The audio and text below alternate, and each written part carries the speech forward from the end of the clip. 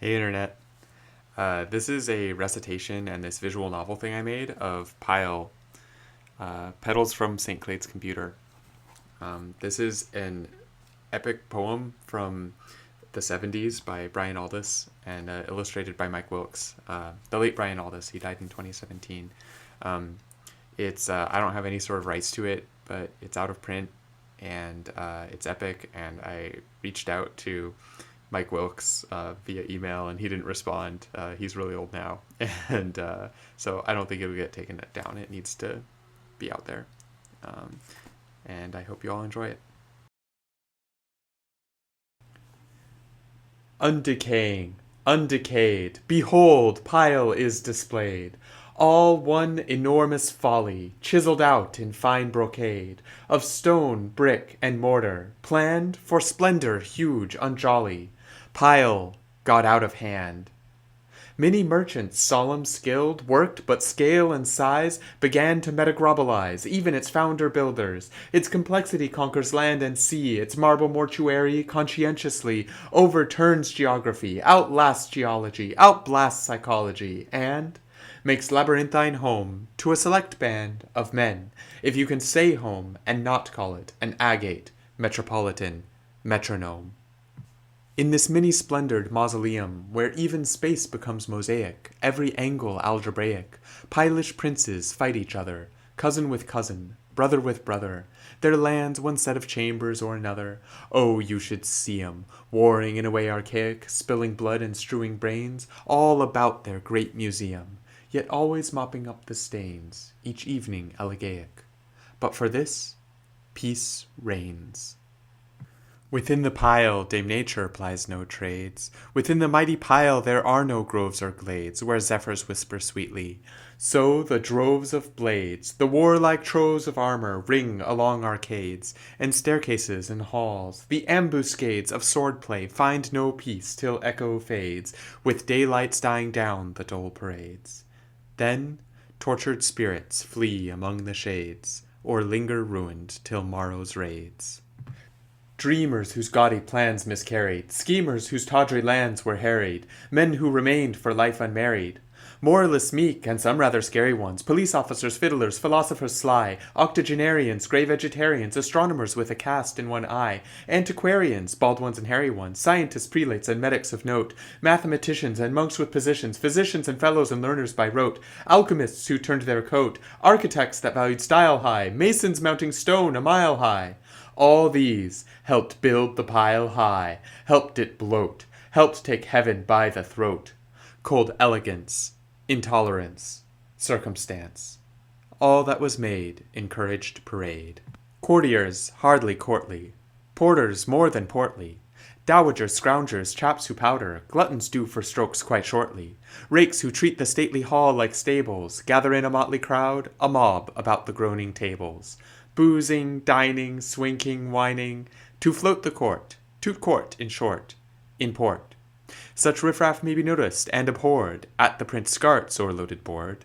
Egged on by eager advocates, since childhood Scart has warred, with princely cousins, in dispute are certain galleries complete, with view. Today Scart celebrates a victory, well, a defeat. Afterwards, Prince Scart decides to parade himself, with friends a chosen trinity, given to debauchery and divinity, plus dwarf and torturer elect, in fact his minister of treasons. The prince will be carried in a palanquin erect, since it is announced that he, for good dynastic reasons, will soon be married, thus combining sex with sect. Going to parade he, pats his chosen lady, of ladies. Ladies think pile Hades. What matters just a little indigestion? What matters conscience calls in question? What matter if the enemy is nigh? What matters talk of other states of being? The minarets amaze, the spires aspire, the sun perspires in the sky. Besides, Scart's found the key, so long unseen by human eye, 'tis reckoned a romance, uncovering a secret route which leads its owner to the oracle machine that quantifies great piles continuance. No wonder that he grins and feeds. Drive on unseeing, drive in state. The great are only great by being great. The belly's full, pull, heelets, pull. Look on my works, ye mighty, look on and erectate. By hidden ways and secret circumbendibus, they reach the oracle, all tremulous. Behind walls, in owl-sodden halls of phonocamptic air, far from where Pal's lowly great yawn and fawn and fornicate, is that tremendous crossroads where religion, fate, and science meet, is the computer of St. Klaed, is the Lord God's hearing aid. Mind on eternal beat, that's that lofty thinking node, more ancient than the oldest ode, formed from wood and stone and pewter, the blessed St. Klaed's computer. That time-defying, dust-denying, thought-supplying, terrifying, buttress-flying, somber sighing, never lying, sidifying, stupefying, blessed St. Klaed's computer, working out the cosmic code, in manner conscienceless and neuter. To Scart, even St. Klaed is plunder. He will have what he must seek. Scart speaks with voice of thunder. O mole in molecules of pile, old science siphon, one of wonder, godling of guile and whelm of wile, great parent of this place unique, hear me, Prince Scart, and all I speak. A mighty something doth unravel, from foundations, bowels, and navel, its contemplation and replies, speak, as plunging lapwing cries. I'm plagued, says Scart, in every enterprise. Destroy my enemies, destroy my cousins at whatever cost. What's lost is lost, that's writ. Destroy them hip and thigh. So make of pile a goby, so they die, or I'll have a phobia fit. His word was heard. Then, so be it. So be it, was the lapwing's shrill, how pleasing to a princely ear, and yet to one with ears to hear, how ominous, how boding ill. Back home, pleased as punch, crunch they go, crunch, crunch, up the stairs, down the ramp, along by many a colonnade. Crunch, crunch, tramp, tramp, while all of Pile seems on parade. Soldiery, pikemen, marchers, archers of the years, yeomen sear or insincere or sheer, young varmints with their immortality, bursting with lust and hair from all their ears, under their codpiece captain's jurisdiction, march round in drill formation, such fatality of omens makes prediction, for the death of this grey principality. Pale citizen, so isolate and icy light, he gazes down on lonely pageantry, or dies of pike wounds in a peristyle. The system breaks him like a tile. So much magnificence in malachite, such sterling stuff in stark sepulchral stone, that all this immemorial masonry burdens his spirit till his clay's restored, battered by fruitlessness and rootless rage, to some lapidary tomb, alone. Each unit's regimented, yet still soul, so caged the bars are in his brain, so barred his brain is but a cage. Rogues, saints, virgins, or floozies, each walks a path upon his broken soul among all the monuments. He chooses his shattered frail course, a lane of scattered pale porcelain, and perhaps has a feeling, hard to deny, some towers are peeling, some structures may die. But doom is nothing to the grape, and heavy wine can habitate the pain of conscience. Opiate was sought and brought to court the court, in various form and various shape, in every color, every taste, from every corner of creation, Himalaya, valley, waste. Dalmatia's nations, Asia's geishas, Caucasia's clumbers, Cumbria's capons, campfire calypsos, and Constantinopolitan orations, plus dancers, all sensational Alsatians, magic Melissa's importations, loose and lutes and lucubrations, oysters, roysters, flagellations, harlots of reassuring potence, oceans of Boeotian potions. Meanwhile, St. Klaed worked out its quotients. One first light, when the pallid stars still laced their parallelograms, through palace window bars, from sleep, up starts the great Prince Scart, and mars the silence with his cry. Grand dams, of lovers lose, how my dreams conspire to trample peace deep, deep in miry sty. What dooms do dance within my forehead's bands? Sanity gives. Klaed, let my foes in truth come charging nigh, if my curse yet lives. Blessed saint, or my endurance stands, or I, endurance, lie. With haggard eyes, he glares between the bars at dawn-deep squares. Deserted yet, the citizenry lies. in bed, or love, or sleep, or even prayers, snug still among the mortared urban lairs, their fates another's enterprise. Yes, they, liegemen enthuse, awakening when the sun's first ray subtends a tangent on the day, know well that pile from spire to muse has freed them all from nature's thrall, from green, from trees. Pythagoras has abolished grass. Their men, as men the eternal geometries, remind them of their great, if weary, state. Each dawn renewal is, of this hypothesis. The palace fights improper superstitions by standing for some proper propositions. Each tower by prearrangements bid to praise the toilings of Euclid. By morning star each turret great, each garret, each hypot is news of truth on the hypotenuse. Each Adex, dedicated to mathematics, tries to replicate a theorem, not a dome is random, even a quad as demonstrandum. All this by 8:30, troops form in line, abreast by 9. By 9:30, it is too late. Clocks strike. Klaed strikes. QED. Suddenly, the gnomon shrikes, the foeman's pikes glitter briefly, downward falling, ancient walling shares their fate, pile starts to disintegrate.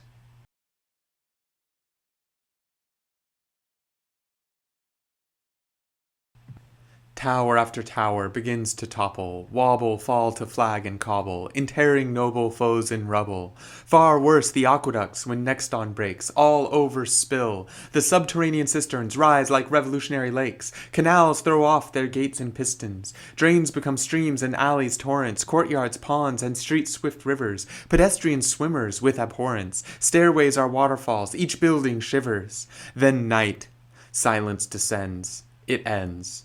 The grand square is a plumbless, waveless sea. To Skart, more terrible than moon appears, a spectral skyborn visage. Thus it speaks.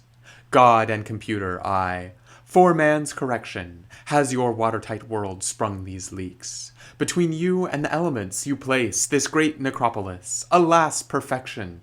You mortal men are only elements, combining briefly in a form of sense, mere chimera of truth, as this projection is just illusion dressed in blessed Klaed's face. Cried Skart, but cease you, Skart, your world grows wet. You sink, you drown, you must sink deeper yet. This curse no distant echo could withhold, which shrilled along the surface of the flood. Silence and gods alone have such a tongue for such affliction. The malediction rained upon the marble, and quelled it. In the lapidescent waters a new ulterior pile shone forth and clung, like barnacles beneath the reflected old, so perfect that a man must pause to choose, real or pretense, which one to win or lose. Stillness hung above this tempting error, with ever-watchful terror, like a mirror. Through that glazed stillness Skart crept forth, without farewell to friend or lady, took only 2 henchmen shady, took to water, compass set due north. When hardly launched upon the maze of floating tower and sunken bower, they met a boat of sullen power, a whale, a wooden whale of waterways. It gulped them as it forward surged, down timbered maw, and then God's graves, turned turtle, dived beneath the waves, and in the ulterior water world emerged. What strange horizons were submerged in inside-outness, sense's slaves, die where the doppelganger raves, while sense itself, mirrored, is double-dirged. Their greaves were spiked, their visors tusked, their tacit skirts and breastplates horned, their helmets and their arms grotesque, their whole ship was an arabesque, these strange ulterior men adorned, with plaited beard and thickly musked. Once they had bound Prince Skart with chains, and cruel ropes their leader came, a man of habit odd, with grave gesture he to his captive gave a casket which contained the name of him who ruled these deep domains. Skart's thoughts are vultures, swooping swift upon the carrion of his crime. Not by his strength, but lack of it, he caused the schism. He must sit, bound in the bondages of time, and impotent to heal the rift. A league, the captain's roaring, sailors scamper, sails are furled, their destination lies ahead. Prince Skart hears, Illip, said, the name of this ulterior world, as wooden whale pulls in to mooring. By mere logic as they land, Lord Skart, with dwarf and torturer, are free to go, since they were free to come when setting out. Submerged they climb, was looking all about, at Illip Mir's pile, although religious science snipped the two apart. So much magnificence in malachite, such sterling stuff in stark sepulchral stone, that Elip is a twin to brooding pile. Elip's computer saint is found, meanwhile. The chest declares to be Diolch the known. The trio moves to meet that ancient wight. By myriad circumbendibus and ways, half terrified by phonocamptic booms, they find Diolch and utter humble praise. Behind the walls of sodden halls and rooms, Diolch's computer eloquently looms, cross-switching to a mass illusion phase. Before them stands, with eyes of glowing pewter, a simulacrum of the blessed old saint, that fructifying, death-applying, ever-trying, law-supplying, scarifying, atom-frying, eagle-eyeing, stultifying, secret-prying, edifying, petrifying, Diolch's computer, conscienceless and quaint. Great doge of Diolch's deep dynamics, Skart utters in minuscule cry, lord of illusion, cosmos, and ceramics. A multitudinous something doth unravel, from far foundations, bowels, and navel, its contemplation thus to make reply. Cease, princeling, as the goal mules in the sky. Cease flattery. The graybeard who your vision favors is a code for vortices, of matter, mind, direction, and decision. Forged out of fission and of fusion, these are nouns which move in grand declensions, about the grammar of the constellations. In proper gravity, through such dimensions, both space and maestro time are verbs, the twin verbs of transfinite conjugations. To this there seemed no answer. Then the goal cried, I know all, it's only will I lack. You have will, human. Sire, I would go back to where I was before. Skart's tone was dull from lack of hope. I've changed, sire, I can see. The great disaster's my responsibility. He spoke. Straightway, Diolch caused to unroll from solid matter there outrageously, a womb, a gateway, orifice, or else black hole. Advance, shrieks the computer. Go, for you have in your thought advanced to manhood proper by this show of due responsibility. Besides, your innocence is much enhanced, considering the context of your guilt. As birch and fir grow sparse and stuntedly northwards towards the tundra, age like silt had so eroded pile, one shouted word brought on its dissolution. Now you'll be migratory as catapulted bird, which claims all continents as springtimes do. Advance! Begin anew in primal time. All spatial structure bends its bow for you. See how the world was ere man's clocks began to chime. Skart stepped into the tunnels of rebirth, whereon the gateway melted, closed behind, relinquishing familiar ties to earth, yet greeting unknowns near to former mind. Through chaos and the vast unformed, ere D&B had learned its ABCs, Skart entered on a world transformed, the primal world, no sign he sees, of Diolch's two grand verbs, vocabularies here more demotic, more erotic. He takes a walk, before Kokoliths laid the chalk, his flesh and bones amid the enemies of stones, where things of sap and blood and scarlet feather tap the soil. Home was limited to monochrome. Abroad, the smell and color take him in a spell. Forward he's drawn, each step the desert turns to lawn, the sky to shoals of stars as creation unrolls. Only his early self dies, ossified and pearly. Thus one more psyche to the bright world came. There is a price for such expensive force, needed to launch the Skartbird from its cage, to give his unnamed soul a flight and name. Paternal Diolch sank back to its source. Maternal Elip Pile went to that dark, unfolding wraith-like from the depths below. For every one of us it is the same, worlds end or open as we go. Thanks everyone for listening. This has been a recitation of Pile, Petals from St. Klaed's Computer, by Brian Aldiss with illustrations by Mike Wilks. I hope you love it like I do.